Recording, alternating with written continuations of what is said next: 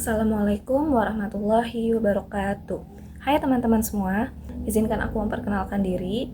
Nama aku Salsa Putri Bahariski, kalian bisa panggil aku Sasa, dan aku dari Fakultas Ekonomi dan Bisnis jurusan Manajemen di Universitas Paletehan. Sekarang aku ada di tingkat 3 semester 5, di mana materi yang bakal aku bawain itu tentang akuntansi manajemen yang fokus pada perencanaan dan pengendalian anggaran. Jadi, tanpa berlama-lama lagi, let's go. Selamat nonton semuanya. Sudah tahu apa itu akuntansi manajemen? Ada yang tahu? Kita jelasin di sini ya.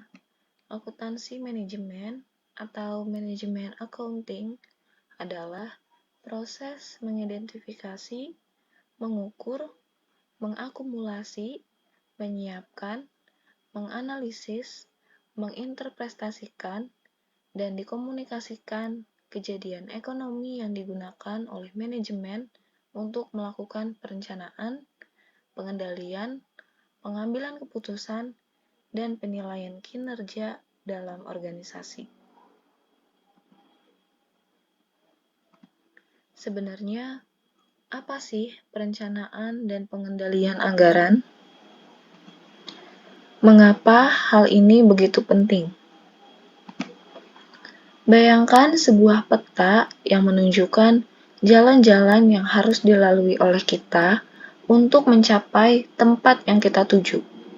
Dalam konteks bisnis, perencanaan anggaran itu seperti peta, di mana sebuah rencana terperinci tentang bagaimana mengalokasikan sumber daya keuangan untuk mencapai sasaran bisnis.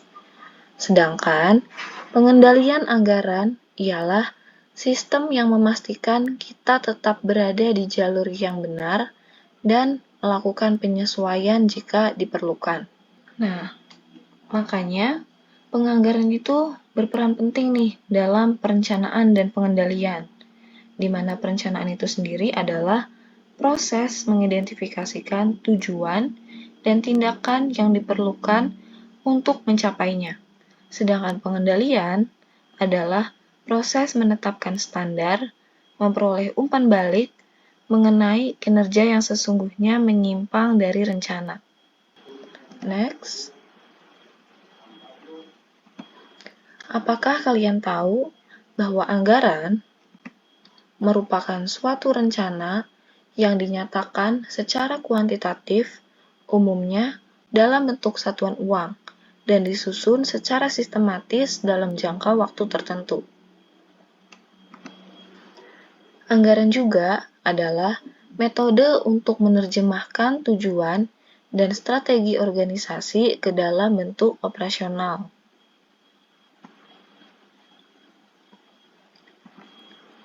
Alasan kenapa diperlukan suatu anggaran? Karena perusahaan menghadapi ketidakpastian masa yang akan datang, sehingga dengan budget dapat mengarahkan perusahaan untuk mencapai sasaran yang telah ditetapkan.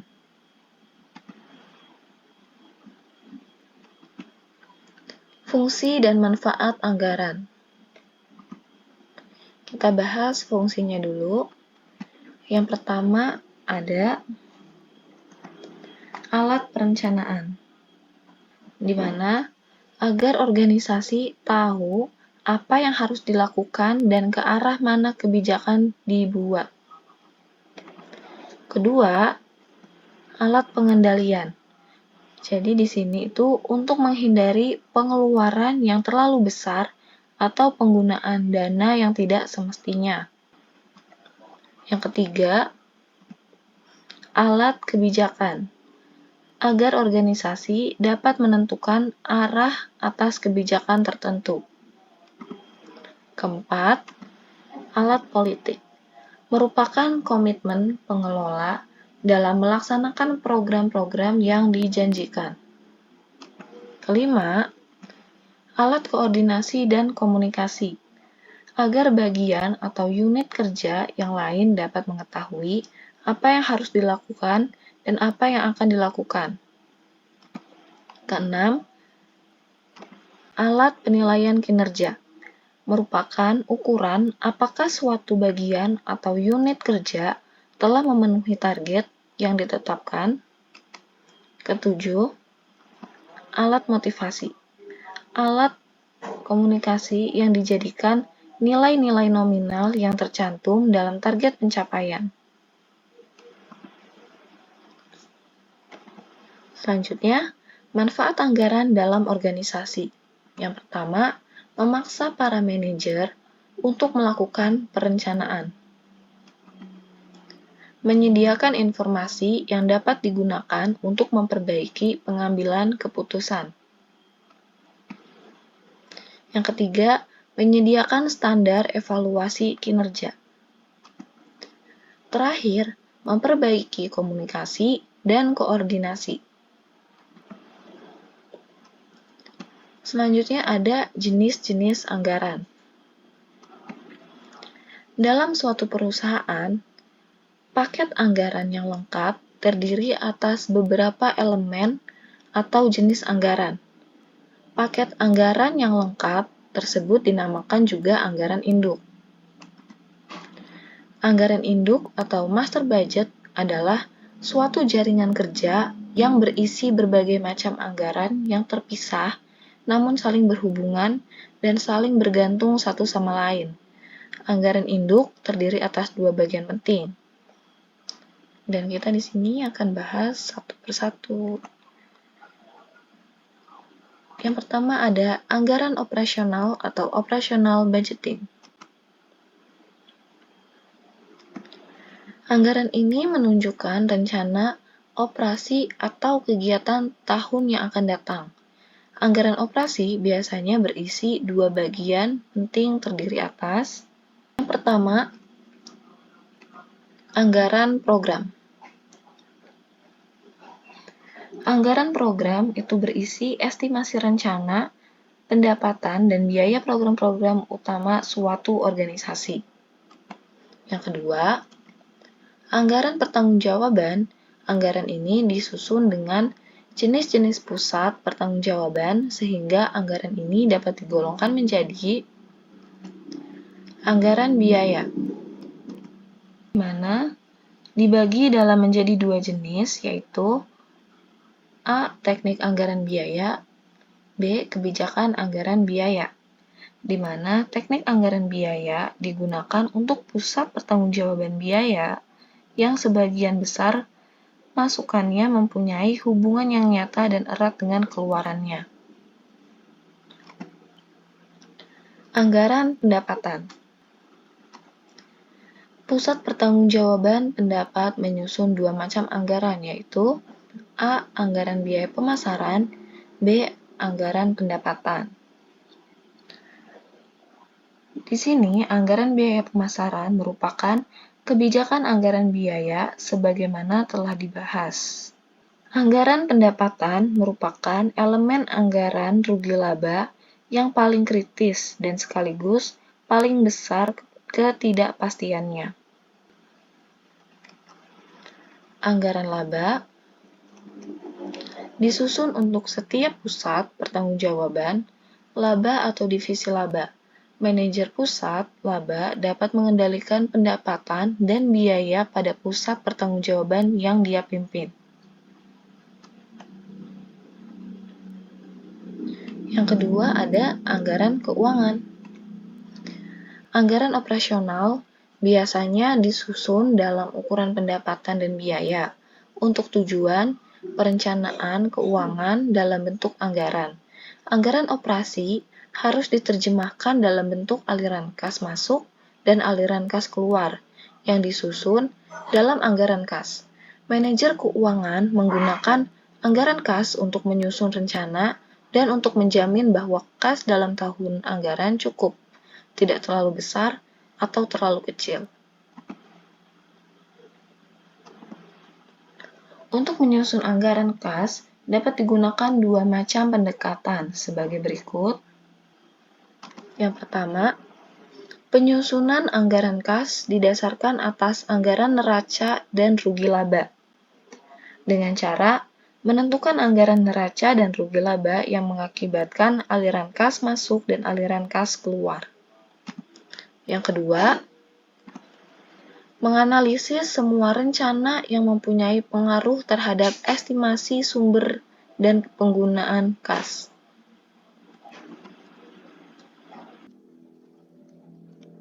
Selanjutnya ada sistematis penganggaran untuk operasi bisnis.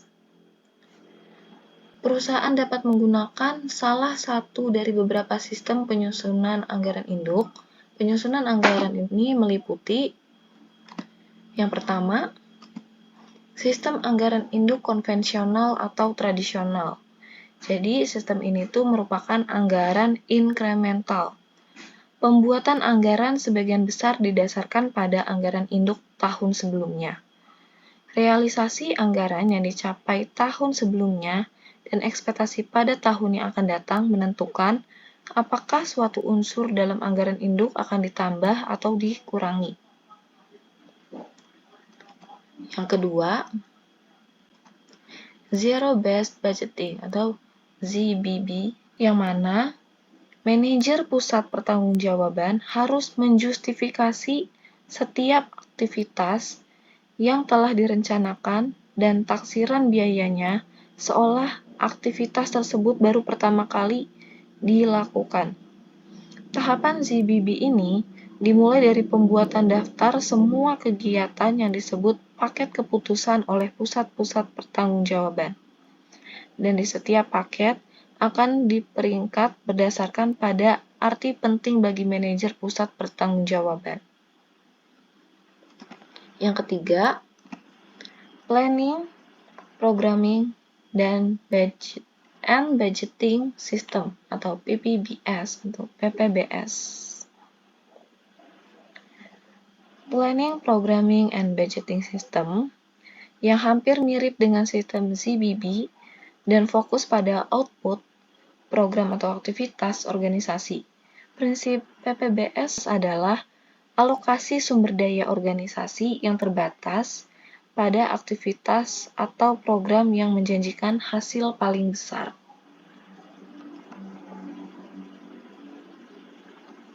Penyusunan budget. Setiap manajer bertanggung jawab untuk menerjemahkan program yang ada ke dalam anggaran sesuai dengan peran mereka. Manajer pusat pertanggungjawaban berperan dalam menyusun usulan anggaran dan bernegosiasi dengan manajer yang lebih tinggi. Setelah anggaran disahkan, itu menjadi komitmen manajer untuk melaksanakan rencana tersebut, sehingga anggaran berfungsi sebagai alat pengendalian kegiatan yang disebut pengendalian menurut anggaran. Anggaran itu berbeda dengan ramalan. Anggaran itu rencana manajemen yang didasarkan pada asumsi bahwa tindakan tertentu akan diambil untuk memastikan realisasi sesuai dengan rencana. Sementara untuk ramalan sendiri, yaitu hanya memprediksi apa yang mungkin terjadi tanpa ada upaya untuk mempengaruhi hasilnya. Di sini ada perbedaan antara anggaran dan ramalan. Untuk anggaran sendiri itu, pertama dinyatakan dalam ukuran moneter, sedangkan ramalan dapat dinyatakan dalam ukuran moneter atau bukan moneter. Yang kedua, umumnya berjangka waktu 1 tahun, sedangkan di ramalan dapat sembarang jangka waktu. Yang ketiga, berisi kesanggupan atau komitmen manajemen untuk mencapainya. Sedangkan di ramalan, peramal tidak bertanggung jawab atas tercapainya ramalan. Keempat, ditelaah dan disetujui oleh penguasa yang lebih tinggi daripada penyusunan usulan anggaran. Sedangkan di ramalan tidak selalu disetujui oleh penguasa yang lebih tinggi. Kelima, setelah disahkan tidak dapat diubah kecuali pada kondisi khusus. Sedangkan di ramalan segera diperbaharui jika ada informasi baru yang menunjukkan perubahan kondisi. Terakhir, secara periodik, realisasi dibandingkan dengan anggaran dan penyimpangan dianalisis dan dijelaskan. Sedangkan di ramalan, penyimpangan terhadap ramalan tidak dianalisis secara formal ataupun periodik.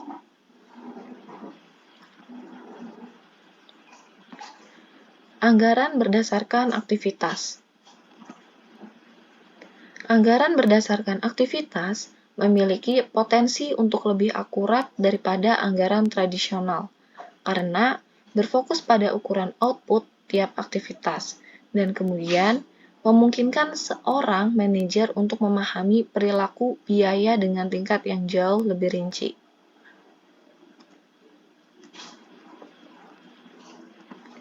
Perbedaan anggaran fleksibel dan anggaran statis. Anggaran fleksibel atau flexible budget. Anggaran fleksibel merupakan anggaran yang bersifat dinamis, di mana di dalamnya memuat anggaran dari beberapa aktivitas. Lazimnya, penyusunan anggaran fleksibel selalu dikatakan dengan overhead pabrik, dan biaya overhead pabrik itu sendiri meliputi overhead pabrik variabel dan overhead pabrik tetap. Kira-kira, kenapa ya anggaran fleksibel tidak banyak dikaitkan dengan biaya bahan langsung dan biaya tenaga kerja langsung? Jawabannya, karena biaya bahan langsung dan biaya tenaga kerja langsung adalah jenis biaya variabel dan tidak ada unsur biaya tetap apalagi semi variabel. Jadi dalam perhitungan itu sangat sederhana, yaitu anggaran statis. Anggaran statis merupakan anggaran yang direncanakan untuk membiayai sejumlah aktivitas tertentu di mana cakrawala waktu yang digunakan hanya suatu saat tertentu saja. Diistilahkan statis karena anggaran itu tidak terbuka peluang untuk dirubah kembali karena sekali sudah ditetapkan, maka secara definitif sudah berlaku dan tidak boleh direvisi lagi. Evaluasi terhadap anggaran dapat dilakukan dengan membandingkannya terhadap realisasi setelah periode anggaran selesai. Aspek perilaku manusia dalam anggaran. Agar dapat memotivasi manajer pusat-pusat pertanggungjawaban, dalam penyusunan anggaran perlu diperhatikan perilaku para pelaksana anggaran dengan cara mempertimbangkan anggaran yang sulit dicapai tidak memotivasi para pelaksana dan bahkan bisa menimbulkan frustasi. Anggaran yang terlalu mudah tidak memotivasi atau menantang para pelaksana berprestasi baik. Anggaran yang baik adalah anggaran dengan tingkat kesulitan yang masih memungkinkan pencapainya dan memotivasi para pelaksana untuk mencapainya. Yang kedua, partisipasi manajemen puncak. Manajemen puncak berpartisipasi dalam menelaah dan mengesahkan anggaran. Jadi tidak sekedar memberikan stempel pengesahan, selain itu manajemen puncak juga harus mengikuti hasil pelaksanaan anggaran untuk tujuan umpan balik dan memotivasi para manajer pelaksana. Ketiga, adil. Pelaksana anggaran harus yakin bahwa anggaran yang disahkan sifatnya adil sehingga mereka dimotivasi untuk melaksanakan anggaran tersebut. Keempat, laporan yang akurat dan tepat waktu. Laporan perbandingan anggaran dan realisasi harus disajikan secara akurat dan tepat waktu, sehingga dapat merupakan peringatan dini sehingga penyimpangan yang terjadi segera diketahui dan tindakan koreksi dapat segera dilakukan. Ke studi kasus. Di sini ada soal anggaran kas. PT Lara berharap menerima kas dari penjualan $80.000 pada bulan Februari. Selain itu, Lara berharap menjual sebuah bangunan bernilai $5.000. Pembayaran untuk bahan baku dan perlengkapan diperkirakan bernilai $9.300. Gaji tenaga kerja langsung akan senilai $10.000 dan pengeluaran lain dianggarkan sebesar $12.000 pada 1 Februari, saldo akun kas adalah $2.400. Diminta 1. Siapkan anggaran kas bagi PT Lara untuk bulan Februari. Yang kedua, asumsikan PT Lara menginginkan saldo minimum kas $15.000 dan perusahaan tersebut dapat meminjam dari bank dalam kelipatan $950 dengan tarif bunga 12% per tahun. Berapakah besar nilai saldo akhir pada bulan Februari setelah disesuaikan? Berapa banyak bunga utang Lara pada bulan Maret dengan anggapan seluruh jumlah yang dipinjam pada bulan Februari akan dibayar kembali.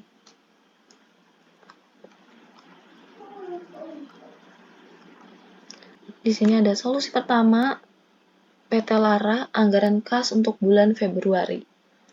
Jadi saldo awal kas pada 1 Februari itu 2.400 dan ada penerimaan kas penjualan tunai itu 80.000. Terus ada penjualan bangunan 5.000.